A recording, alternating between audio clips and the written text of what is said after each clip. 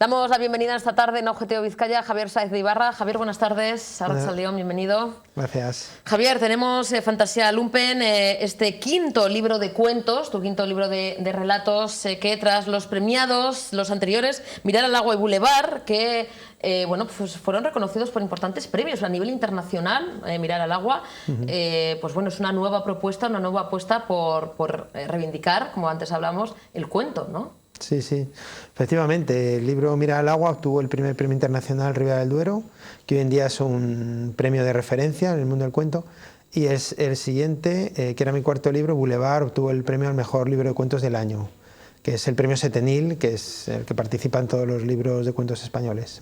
Javier, ¿qué importancia tiene bueno, el ganar un premio, además de también tener la aceptación de crítica, de los lectores, pero también un reconocimiento de, como estos dos premios de este calibre? Me imagino que es importante, es un buen acicate, un buen impulso, ¿no?, para un escritor. Sí, sí, sí, desde luego, ganas el respeto de los colegas, por decirlo así, te abre puertas, por ejemplo, clubes de lectura que te llaman para que compartas el libro con ellos, para dialogar de literatura, las reseñas, digamos que los críticos sí que están quizá más atentos a lo que uno hace, y sobre todo los lectores, que al final es lo que interesa, ¿no? Que más gente se acerque a tu obra, ¿no?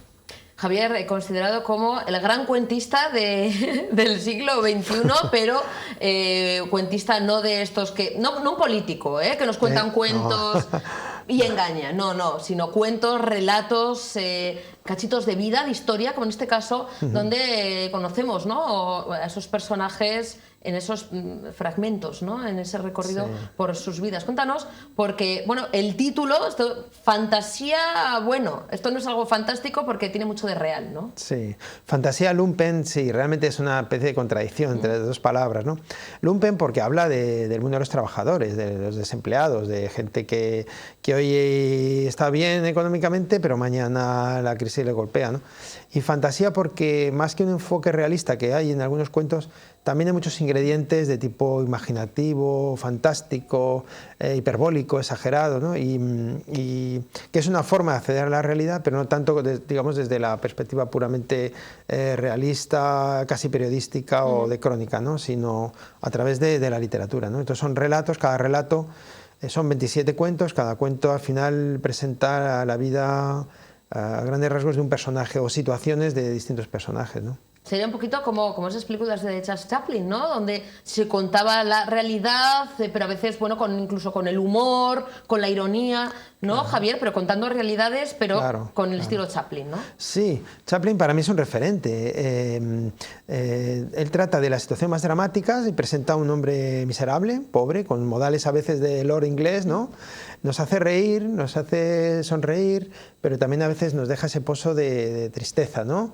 Y él nunca se compadece de sí mismo, ¿no? Digamos, siempre está con su máxima energía luchando por salir adelante con la mayor dignidad posible, ¿no?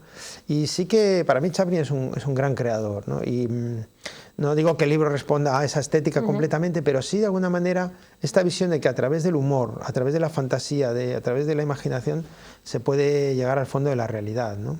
Es un libro de relatos, Javier, que nos acerca a lo humano, pero es un libro social, ¿podremos definirlo así? Sí, es un libro social, claramente. Es un libro que habla del sufrimiento, que habla de la insatisfacción de tanta gente hoy en día, que a veces está sometido a condiciones laborales de explotación, ¿no? Entonces, en ese sentido, es un libro no solo social, sino, diríamos, reivindicativo y de alguna forma que trata de golpear nuestras conciencias, por decirlo así, ¿no? Incluso de provocador en algún momento. Persigo hablar de la realidad, pero persigo sobre todo llegar al corazón del lector y a su cabeza, ¿no? De alguna forma es casi un canto contra esta frase tan manida de las cosas son así, no hay nada que hacer, lo tomas o lo dejas, ¿no? No. Es un libro para decir dónde estamos, dónde estoy, dónde estamos cada uno, qué podemos hacer y en esa medida, ¿no?, tratar de construir una alternativa, ¿no? Invitar al lector a que piense, ¿no?, que no se resigne, pero que piense y que responda él mismo, ¿no?, a esas preguntas de qué se puede hacer, ¿no? Exactamente, ¿no? Hay un cuento, por ejemplo, si me permites contarlo brevemente, un trabajador va a ver a su jefe, ¿no?, y le pide el sueldo mínimo interprofesional, ¿no?, que obviamente no está recibiendo. El jefe le dice que no. Y entonces, después de negociar con él, le ofrece, le dice, bueno, ve que el jefe le está mirando una mano, como para comérsela. Entonces le dice, bueno, si se quiere comer mi mano, pero me da un aumento de sueldo, ¿no? Y cuando va a firmar, piensa, a mí lo que en realidad me gusta es el baloncesto. Y entonces dice, bueno, casi mejor me marcho, pero no quiero ceder, ¿no? Bueno, este ejemplo de cuento que te pongo, ¿no? Lo hiperbólico, lo exagerado, está al servicio de mostrarnos hasta dónde estamos dispuestos a ceder, ¿no? Evidentemente, por ahora, un jefe no nos va a pedir una mano. Pero hay veces que nos piden casi eso, ¿no? Pero... Todo nuestro tiempo, horas y horas, y casi volviendo a esa... No, exagerando también, pero esa esclavitud de estar muchas veces 10 horas, no poder conciliar la vida familiar con la vida laboral, no poder ver a la familia, poder ver a los hijos por el trabajo, y todo. Y encima, bueno, dando gracias, ¿no?, por tener trabajo. Y encima dando gracias. Entonces, claro, no se cobran la mano, pero se cobran otras cosas, como dices tú, ¿no? El tiempo de trabajo no es solamente un tiempo dedicado a una actividad que a lo mejor a uno ni siquiera le gusta, ¿no? Es que es todo lo que te impide de realizar otras cosas, ¿no? Entonces, mientras el trabajo no sea el menor posible en realidad y con un sueldo que sea más que digno para poder vivir, entonces hay una estafa, hay algo ahí que no está funcionando, ¿no? No podemos acostumbrarnos a esa situación. Entonces es el momento de exigir que nuestros derechos sigan viéndose tan recortados, ¿no? En una sociedad que se supone avanzada, ¿no? Claro. Con todos los avances y con toda la tecnología, que cada vez haya más personas de baja por estrés, cada vez más depresiones, cada vez más ¿no?, problemas, claro. Más de... Esto algo falla, ¿no? Efectivamente, estamos volviendo al siglo XIX, de donde veníamos, a jornadas cada vez más abusivas, y escuchamos, por ejemplo, de políticos europeos que dicen, bueno, vamos a empezar una generación en la que nuestros hijos no podrán tener nuestro nivel de vida, ¿no? Entonces yo me pregunto, bueno, ¿con qué autoridad dice usted esto? ¿Quién le ha dado a usted poder para diseñar nuestras vidas? No solo las nuestras, sino la de la generación siguiente. ¿Quién lo ha elegido usted para hacer eso, ¿no? Es decir, no podemos consentir declaraciones como estas que las televisiones, que las radios y los periódicos difunden como si fuera una verdad absoluta, sino que tenemos precisamente que cuestionarnos bueno, hacia dónde estamos yendo, ¿no? Tomar de alguna forma nuestras vidas en nuestras manos y no dejándolas en manos de poderes que en el fondo van por su solo interés, ¿no? También, bueno, que ya sé que no vamos a contar nada, esto es un libro de cuentos, de relatos, pero sí podemos hablar del final. Sí, porque claro. El cuento final, Cuento Capitalismo, sí. Es precisamente también conclusión y un cuento también que invita a esa reflexión, ¿no, sí. Javier? Sí. El libro tiene 3 partes, son 27 cuentos, ya he dicho, y cada cuento es una pequeña historia. Y el último cuento, Cuento Capitalismo, es el más extenso, tiene algún elemento de ensayo, algún elemento de historia. Viene a ser como una reflexión sobre, bueno, pero en realidad lo que estamos viviendo, este sistema en el que vivimos, ¿cuándo empezó? ¿Cómo se ha ido constituyendo? Entonces, a través de un cuento, porque ese cuento a su vez tiene como en su interior historias de distintos personajes, viene a cuestionar que efectivamente es un sistema que ha empezado, que se ha consolidado, que se mantiene en gran medida por la violencia que se ejerce sobre la gente, pero que no es eterno ni nada parecido. Frente a él necesitamos una moral de lucha, de reivindicación, de no conformismo, ¿no? Y de alguna forma era la manera realmente de acabar el libro así, ¿no? Cuestionando todo esto que nos pasa no es por un azar, ¿no? En otro de los cuentos un personaje dice, hay crisis como hay hormigas, ¿no? Dice, bueno, estamos tentados de pensar eso, pero las hormigas existen porque la naturaleza las ha creado, pero la crisis no la ha creado la naturaleza, la crisis las estamos creando nosotros mismos, sobre todo los que nos dominan, ¿no? ¿Y nosotros lo hemos permitido? ¿Hemos estado muy pasivos mientras ha ido todo esto creciendo, capitalismo y demás, y hemos sido un poquito permisivos y no nos hemos levantado cuando nos hemos tenido que levantar en ese momento? Claro. ¿Y ahora estamos pagando esas consecuencias? Estamos pagando esas consecuencias. La resignación lo que hace es que nos hace más débiles y nos hace más solitarios y nos hace más indefensos frente a este poder económico que nos domina, ¿no? Y lo peor es que colonizan nuestra propia mente, ¿no? Entonces terminamos pensando como ellos, cuando precisamente se trata de lo contrario. No tenemos por qué perder derechos. Nos han hecho creer que incluso necesitamos pedir un crédito para organizar una comunión, pedir un crédito y pagar todo, ¿no?, a plazos, y pedir un crédito al banco incluso para comprarnos una tostadora. O sea, esa necesidad, ¿no?, de dinero, eso también nos ha hecho, ¿no?, creer en esa necesidad, ¿no?, de vivir en este sistema. Claro, la compra a crédito es una de las herramientas fundamentales para que la economía, el dinero, se apodere de nosotros, no solo de nuestro presente, sino de nuestro futuro, ¿no? Entonces, no podemos permitir eso. Es necesario que nuestra conciencia nos haga rechazarlo, y en esa medida combatirlo, porque no es solamente el malestar nuestro en una sociedad civilizada, desarrollada como la nuestra. España, a fin de cuentas, es una economía potente, pero miremos lo que está ocurriendo en el mundo, miremos lo que está ocurriendo en la ecología, ¿no? Hay pensadores que dicen la destrucción ecológica es un fallo del mercado, ¿no? Es un fallo que no se quiere reconocer, pero que está ahí, que además tiene incluso costes económicos que no nos cuestionamos, ¿no? Entonces no podemos permitirnos un sistema que está produciendo tantas víctimas ecológicas y humanas, y que además nadie se toma en serio. Ningún político con poder se toma en serio la opción de cómo rectificamos una locomotora que sabemos que se dirige a un precipicio, ¿no? Y estamos todos dentro, y es obra nuestra, ¿no? Entonces, en la medida que somos ciudadanos conscientes de nuestros derechos, vamos a decir que no a esta imposición de una marcha de la historia que es en realidad una involución, como decías tú, ¿no? Vamos hacia atrás, no estamos en el siglo XXI, ¿no?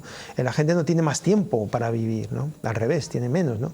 Ni casas donde vivir, se producen incluso, cuando decíamos, incluso suicidios porque van a perder su casa, por esos desahucios, en pleno 2017. Claro. O sea, cuando llegamos a la Luna, vamos a llegar a Marte, pero gente sin hogar, gente que todavía, pues ahora mismo está viviendo con ese umbral de pobreza, sin luz y casi sin agua. Claro. Exactamente. Vivimos bajo un chantaje permanente, ¿no? Es decir, esto es lo que hay que hacer, no se puede cambiar, las normas las dicta una serie de personas. Si nos apretáis, nos vamos con el dinero a otro lado. Esto es inconcebible, ¿no? Esto es una mafia. No hay otra palabra para decirlo. Pero lo escuchas decir por ellos mismos. Es que si no se marchan con su dinero, ¿no? Bueno, entonces, muy bien, hay que poner otra vez sobre el tapete esto, no podemos estar ocultando la realidad, ¿no? Entonces, con la modestia de un libro de cuentos, yo no soy un filósofo ni soy un historiador, ¿no? Con la modestia de un libro de cuentos, a través del camino del arte y de la literatura, creo que es también un lugar donde propiciar una reflexión y donde recoger toda esta inquietud y todo este malestar, ¿no? Que a veces en los ejemplos de los personajes uno se puede mirar como en un espejo, ¿no? Y decir, bueno, pues este soy yo o este podría ser yo, ¿no? Y bueno, ese es mi deseo, ¿no? Javier, acaba de salir hace poquito, pero bueno, ya qué sensaciones, cuál ha sido un poquito el feedback de la gente que ya ha leído el libro, ¿qué te comenta? ¿Cómo lo está cogiendo un poquito el público?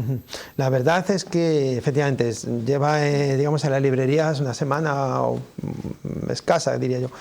Y hasta ahora la recepción ha sido muy buena, ¿no? De hecho, ya he leído un par de reseñas críticas muy positivas, destacando, por un lado, la diversidad temática, la diversidad estilística, porque también el libro tiene una parte de experimentación, ¿no?